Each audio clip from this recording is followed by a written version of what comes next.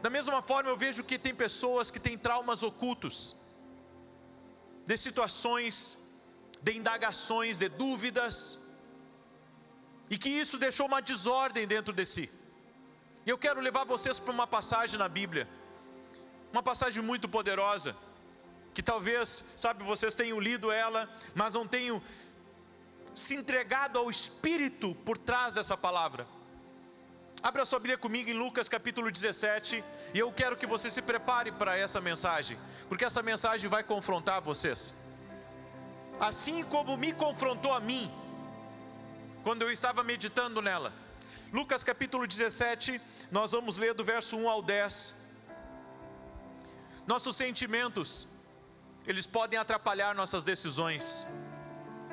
Nossos sentimentos podem atrapalhar a nossa busca por Deus. Nossos sentimentos podem nos levar para uma vida distante do propósito.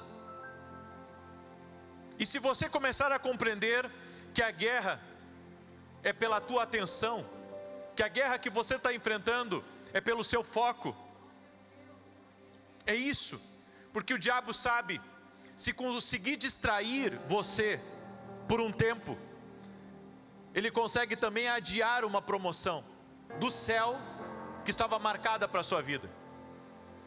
E geralmente pessoas que se distraem, elas perdem muito mais do que um tempo, elas perdem uma temporada na vida delas.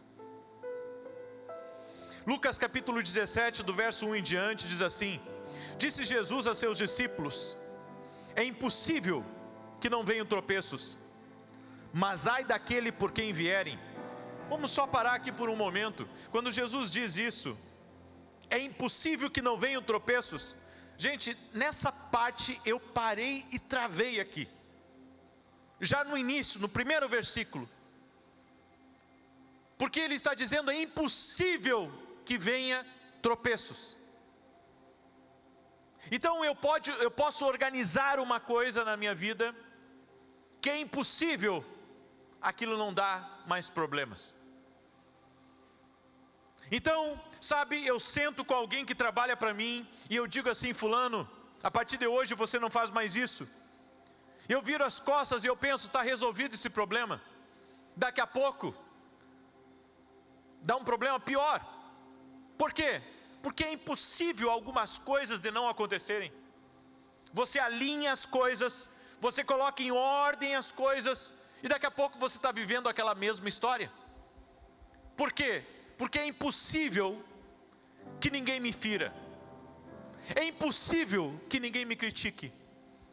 É impossível que eu não seja perseguido. É impossível que eu não seja invejado. Daí a gente começa a mudar, né? Nossa perspectiva. Espera aí, é impossível? Sim. Porque a gente pensa assim: puxa, venci uma perseguição, venci uma inveja, venci uma fofoca, venci não sei o que. E daqui a pouco vem outra coisa. Nessa vida é impossível que não venha os tropeços. E quanto mais cedo você entender isso, mais preparado você vai estar. O que não pode acontecer é toda vez que você está querendo se levantar de um golpe que você levou da vida, vem um outro golpe e lhe derruba de novo.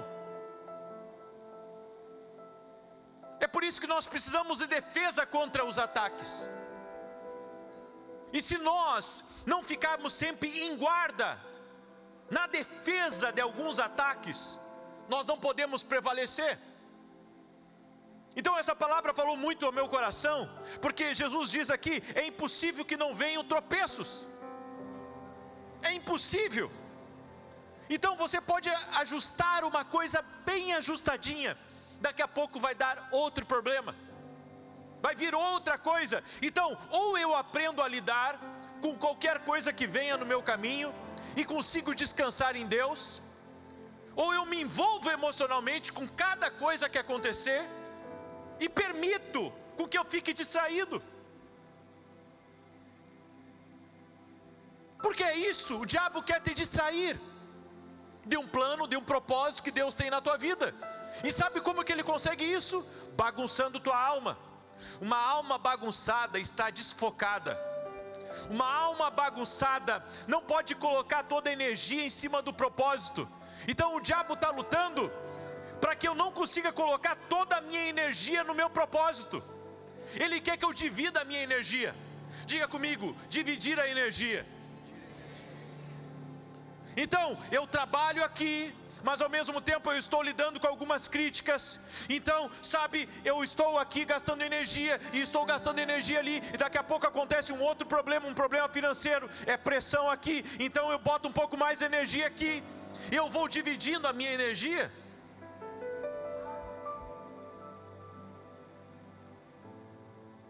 É que nem quando você não tem uma internet dedicada, que daí você tem que dividir a internet com todo mundo. Você está dividindo a velocidade, você está dividindo, sabe, os dados, você está dividindo toda a potência que poderia ser só para você. Quando você tem uma internet dedicada, um exemplo, para quem entende um pouco da internet, é tudo para você. Se eu conseguir colocar toda a minha energia no meu propósito, a minha vida vai para frente. Mas se eu começar a dividir a minha energia, isso vai trazer atrasos para a minha vida. Eu não vou ter a mesma eficiência. Eu não vou conseguir render da mesma maneira. Então, sabe, a tua energia, ela precisa estar canalizada. Teu foco tem que estar numa coisa que é em cima do seu propósito. Tem que estar na tua família, tem que estar nos teus negócios. Você pode ver que uma pessoa, a partir do momento que ela começa a se preocupar com outras coisas, ela não consegue mais prosperar como ela prosperava. E não é só atrapalho do diabo, é que a energia dela está sendo distribuída agora. Eu vou dizer uma coisa para vocês: Deus colocou uma carga dentro de você de ânimo, Deus colocou uma carga dentro de você de força, e isso precisa ser canalizado. Se não for canalizado, você vai distribuir a sua energia, e talvez você não tenha a força que precisa para fazer as grandes rodas girarem na sua vida, as rodas da vida.